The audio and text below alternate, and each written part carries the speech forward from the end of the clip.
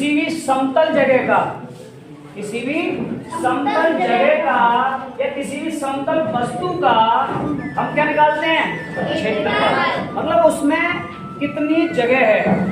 तो ज्यादातर हमें क्षेत्रफल की जरूरत कहाँ पड़ती है? अब जैसे हमारा खेत है, हमारा कोई भी प्लॉट है, उसमें हमें क्षेत्रफल की जरूरत पड़ती है। उसकी हम क्या करते हैं? उसकी जगह को नापने के लिए, ठीक है ना। कोई भी पूछता है तो जैसे क्षेत्रफल के लिए हम क्या रखना चाहिए हमें याद कि क्षेत्रफल हम किस में निकालना है। एक तो मीटर होता है, सेंटीमीटर होता है, फुट होता है, किलोमीटर भी होता है, एकड़ भी होता है ना।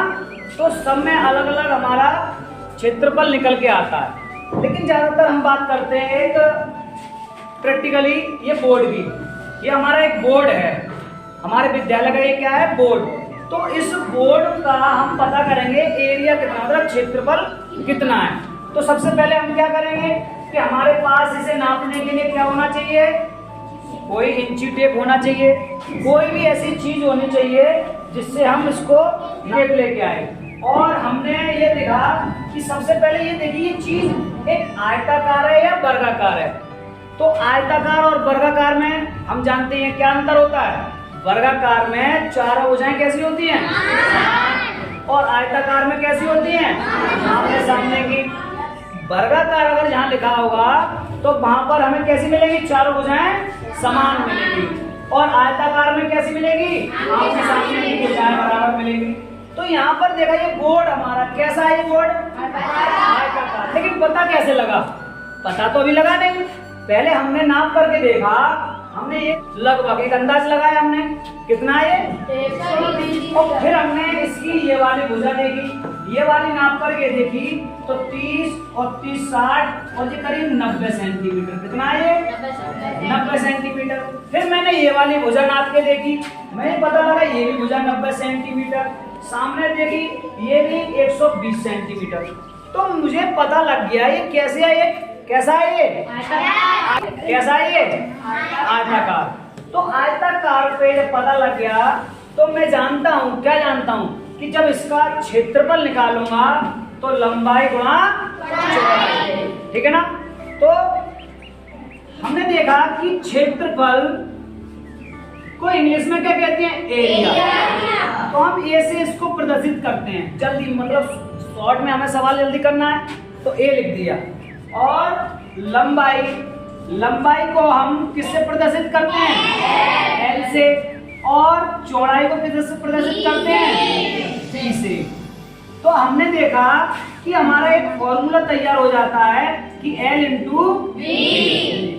तो किसी भी वस्तु या किसी भी समतल जगह का जब हम क्षेत्रफल निकालते हैं तो सबसे पहले ये देखते हैं कि वो क्या है? वर्गाकार है या आयताकार। अगर ये भी नहीं हो, वर्गाकार या आयताकार नहीं हो, उसके लिए भी फिर अलग रूल है ना। लेकिन अभी हम पहले सवाल सीखते हैं आयताकार और वर्गाकार के, ठीक है ना। तो हमने ये चीज देखा। अब ये तो हमारा किसका है? ये कोई भी आयताकार, बेटा इंक ले आओ, आयताकार वस्तु, ठीक है ना। वस्तु का एक कोई भी आयताकार वस्तु है, जैसे हमारा बोर्ड है, ये आयताकार का सूत्र है। लेकिन जब आ जाए वर्गाकार, क्या आ जाए बेटा? वर्गाकार। तो वर्गाकार के लिए वर्गाकार का क्षेत्रफल, तो कोई चीज वर्गाकार है तो हम जानते हैं वर्गाकार क्या होगा? उसकी चारों भुजाएं समान। तो हमें जब पता है चारों भुजाएं समान है तो उनमें आपस में क्या हो जाता है? लंबाई और चौड़ाई का गुणा। लंबाई और चौड़ाई समान ही है तो हम क्या लिख देते हैं? उसको भुजा स्क्वायर। अब भुजा क्या है हमारी? चाहे लंबाई हो या चौड़ाई, जब समान है तो हमने दोनों को देखा, दोनों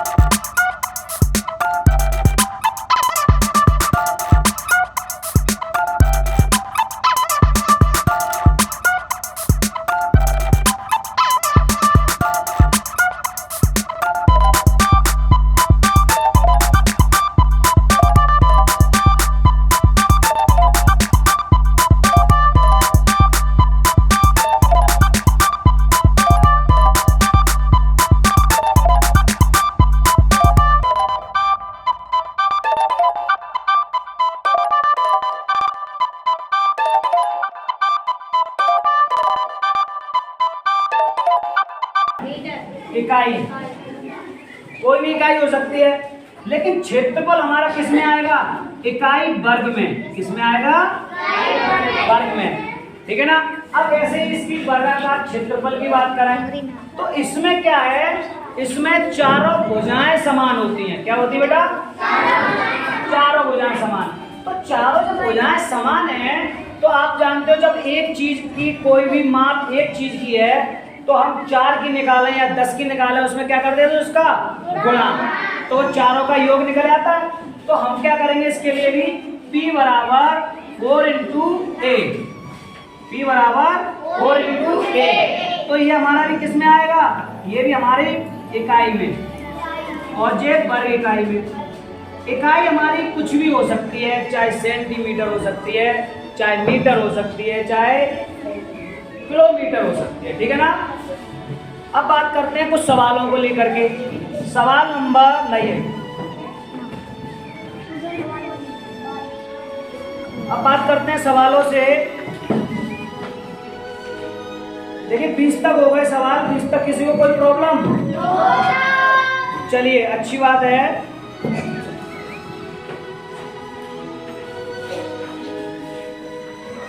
अब देखिए 21वां सवाल है हमारा।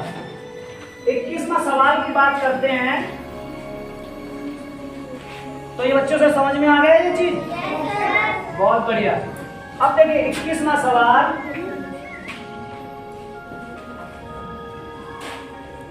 देखिए पहले सबसे पहले अच्छी तरह से सवाल को पूरा पढ़ना चाहिए कि कह क्या रहे हैं, पूरी बात हमें उसकी पढ़नी चाहिए, ठीक है ना। पूरा जब तक पढ़ेंगे नहीं तब तक हम समझेंगे नहीं, ठीक। आगे देखेंगे क्या कह रहे हैं 21वें सवाल में कि एक वर्गाकार टाइल की एक भुजा। क्या कह रहे हैं? एक वर्गाकार। आप देखो नाम से पता लग रहा है कि वो कैसी है, एक वर्गाकार। तो वर्गाकार मतलब उसकी चारों भुजाएं समान है, ठीक है ना। तो ये वर्गाकार हो गई, लेकिन उसकी एक भुजा दे रखी है 12 सेंटीमीटर। बच्चों आ रहा समझ में? अब क्या कह रहे हैं ये अगली बात कि 8 मीटर लंबी, 8 मीटर लंबी और 4.5 मीटर ऊंची दीवार में कितनी टाइल? अब देखो बेटा ये हमारी लंबाई और चौड़ाई की बात कर रहे हैं, तो ये कैसी होगी लंबाई चौड़ाई की? एक आयताकार होगी दीवार, होगी नहीं होगी? तो इसमें L बराबर बोल रहे हैं, वो क्या बोल रहे हैं? L बराबर 8 मीटर और B बराबर 4.5 मीटर। अब देखो बेटा दोनों में मीटर है, इसमें मीटर है और ये सेंटीमीटर में है।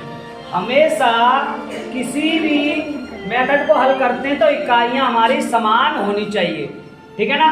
अब पहले इसको प्रैक्टिकली समझते हैं। देखिए ये दीवार है, ठीक है ना, ये दीवार है। अब इस दीवार पे प्लास्टर हो गया, सब काम हो गया। अब इस पे मैं टेल लगाना चाहता हूँ, ठीक है ना। अब भाई टेल में लगाऊंगा, अब मैं ऐसी तो मार्केट से खरीद नहीं लाऊंगा कि भाई ज्यादा से ज्यादा क्या फायदा, टूटेंगी, खराब होंगी। तो मुझे फिक्स उतनी की उतनी टेल चाहिए जो एकदम फिट बैठ जाए, ठीक है ना। तो मैंने क्या किया, इसका पहले क्षेत्रफल निकाल लिया। किसका? दीवार का।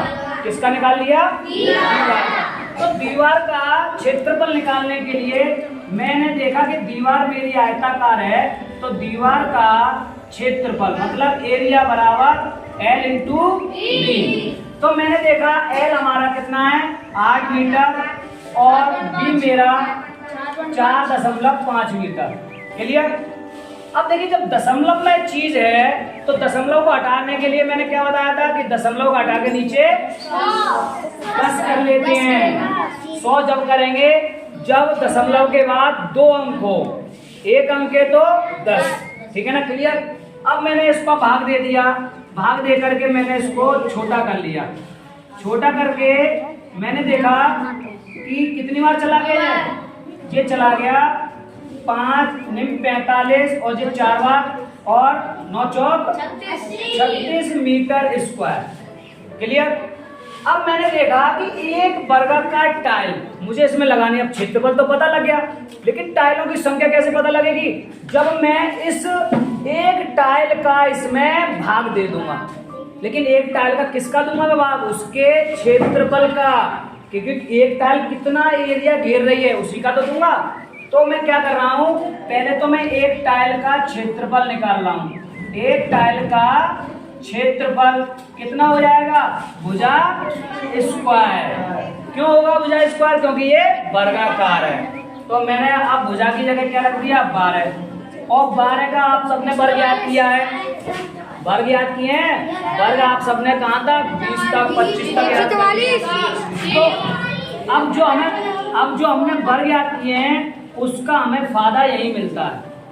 ठीक है ना बच्चों, समझ में आई? अब मैं क्या करूंगा कि टाइलों की संख्या के लिए टाइलों की संख्या निकालनी है। तो दीवार का 36 मीटर स्क्वायर और 144 सेंटीमीटर स्क्वायर। अब देखिए ऊपर हमारा क्या है? मीटर है और नीचे मेरा क्या है? सेंटीमीटर। तो मैंने अभी क्या समझाया कि हमने दोनों की इकाइयां समान कर दी है। ठीक है ना? अब इकाइयां समान करने के लिए मीटर बराबर क्या होता है? क्योंकि मीटर को तोड़ लो या सेंटीमीटर को तोड़ लो, तो मीटर बराबर क्या होता है? 1 मीटर बराबर होता है 100 सेंटीमीटर। 100 सेंटीमीटर। ये बोल रहे हैं 1000। ये देखिए हैं। अब मीटर में वर्ग करेंगे तो कितना हो जाएगा? 10,000। 10,000 सेंटीमीटर स्क्वायर। ठीक है ना? तो मैंने इसमें इसका क्या कर दिया? मिटाल करके इसको इसमें इसका गुणा कर दिया और मेरा ऊपर भी सेंटीमीटर स्क्वायर बन गया और नीचे भी मेरा सेंटीमीटर स्क्वायर है ही। क्लियर? अब देखिए उसकी संख्या निकालना है। तो मेरा सेंटीमीटर से सेंटीमीटर भी गायब हो गया और मैंने भाग दे दिया। तो भाग कितनी बार चला गया? 36 का इसमें 12 दे दो।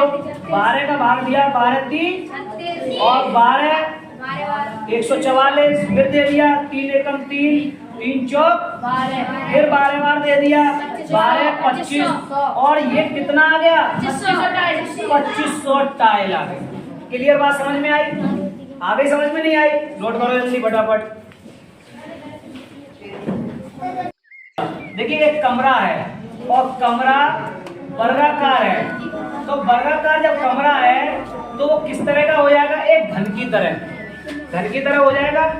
वर्गाकार है तो एक वर्गाकार कमरे के चारों दीवारों का क्षेत्रफल दे रखा है। चारों दीवारों का क्षेत्रफल कितना है? 60 वर्ग मीटर। और क्या कह रहे हैं? तथा ऊंचाई 3 मीटर और ऊंचाई दे रखी है h बराबर 3 मीटर। और तो कह रहे हैं तो उसके फर्श का क्षेत्रफल बताइए। अब देखिए बेटा समझो पहले इसको। हमने देखा कि वर्गाकार चारों दीवारों का क्षेत्रफल। तो अब यहाँ पर आपने देखा वर्गाकार की बात हो रही है। अब वर्गाकार में मैंने आपको क्या बताया कि लंबाई और चौड़ाई समान होती हैं, होती नहीं होती हैं? तो उससे हमें पता लगता है। लेकिन हमने अभी सूत्र याद किया है कि कमरे का क्षेत्रफल। तो सूत्र हो जाता है उसका कि लंबाई और प्लस चौड़ाई और गुणा ऊंचाई। अब देखिए ये चीज आई कैसे? देखिए ये चीज आई कैसे पहले समझ लो। देखिए जैसे ये हमारा रूम है, ये कमरा है, ठीक है ना? अब इसमें ये वाली दीवार भी कैसी है? समान है इसकी, मतलब चौड़ाई भी और इसकी लंबाई भी समान है। तो ये वर्गाकार है। इधर भी देखा ये भी समान है, पीछे भी देखा ये भी समान है, ये भी समान है, सब समान है। लेकिन समान होने के बाद हर एक की ऊंचाई इसकी अलग है, इसलिए इन्होंने ऊंचाई दे रखी है 3 मीटर। तो हमें कोई मतलब नहीं। लेकिन जो दीवार है हमारी वो तो वर्गाकार है, तो उसका क्षेत्रफल जब निकालेंगे। क्यों भाई क्यों बोल रहे हो?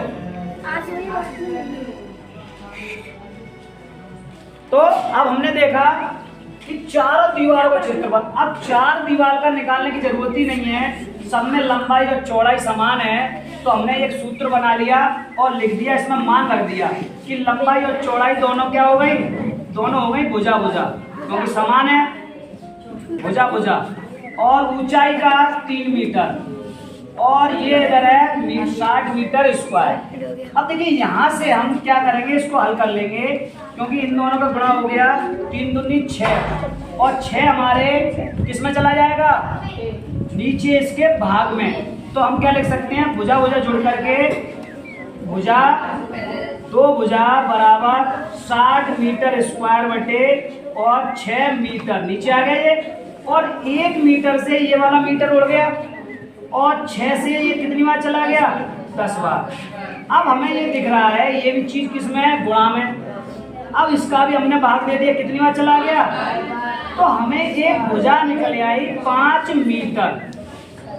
अब इसमें से 5 मीटर एक भुजा पता लग गई, तो अब हमसे पूछा है फर्श का क्षेत्रफल। अब देखिए अभी बताया हमने ये दीवार है, तो इसमें जो अगर इसकी चौड़ाई समान है तो हमें उसका नीचे का फर्श की चौड़ाई मिल गई, लेकिन एक भुजा पता लग गई तो उससे हमें यही तो भुजा पता लग गई, चाहे चौड़ाई की हो या लंबाई की हो। तो हम उस फर्श का क्षेत्रफल निकालने के लिए, एरिया निकालने के लिए भुजा स्क्वायर कर देंगे। तो भुजा स्क्वायर मतलब 5 का स्क्वायर और 5 का 25 और मीटर स्क्वायर भुजा वाले। तो एक भुजा दे रखी है, तो कहने का मतलब है ये कैसा है, वर्गाकार है, ठीक है ना। और 75 मीटर इसकी एक भुजा दे रखी है इन्होंने, और इसके किनारे किनारे दौड़ रही है।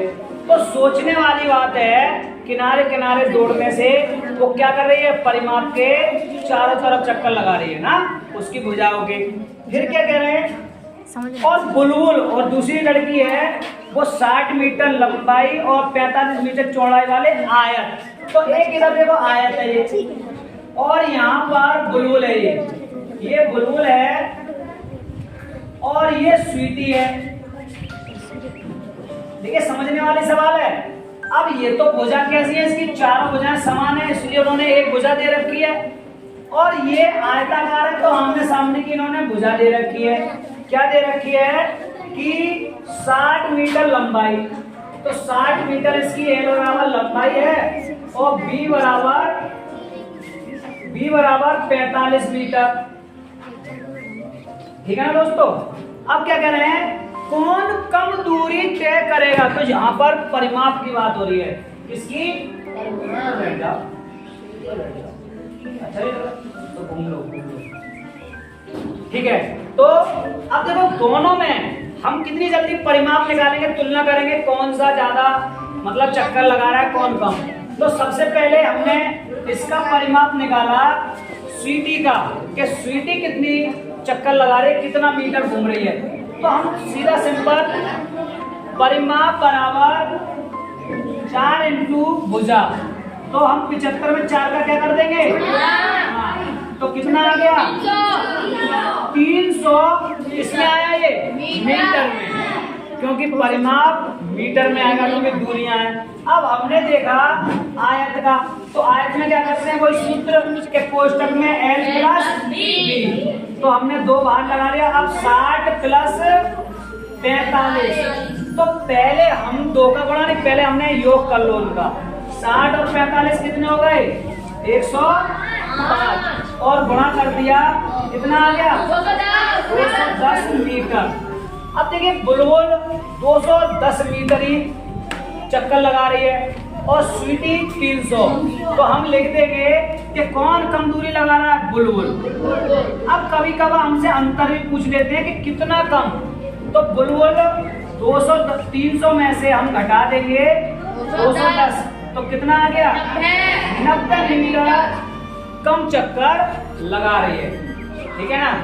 आई बात समझ में, नोट करो सवाल में फिर से समझ लो बेटा। एक वर्गाकार के और एक आयताकार है, तो वर्गाकार की एक भुजा दे रखी है, कितनी दे रखी है 75, अभी ऐसे सवाल में दे रखा था, और इसमें कितना दे रखा है 160, और बी कितना दे रखा है 105। ये बॉब है, बॉब, और ये कौन है, ये पिंकी है। बात आई समझ में। अब देखिए पहले पिंकी का परिमिति निकाल लेते हैं, तो 4 इंटू भुजा और बराबर 75 कितना हो गया 300 मीटर। क्लियर।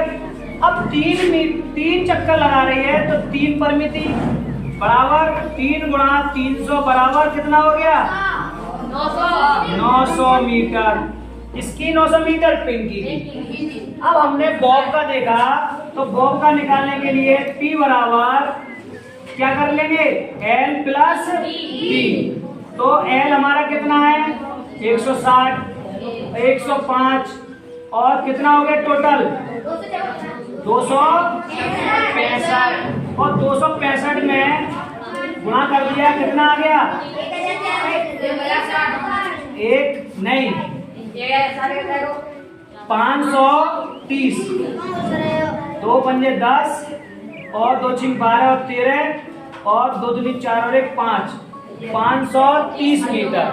लेकिन इन्होंने बॉब ने 2 चक्कर लगाए तो 2 चक्कर हमने परिमिति में गुणा कर दिया 530 और 1060 मीटर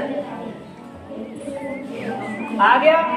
लेकिन हमसे पूछा है पहले तो हम पहले ये बता देंगे कौन कम दूरी पिंकी, क्या लिख देंगे पिंकी।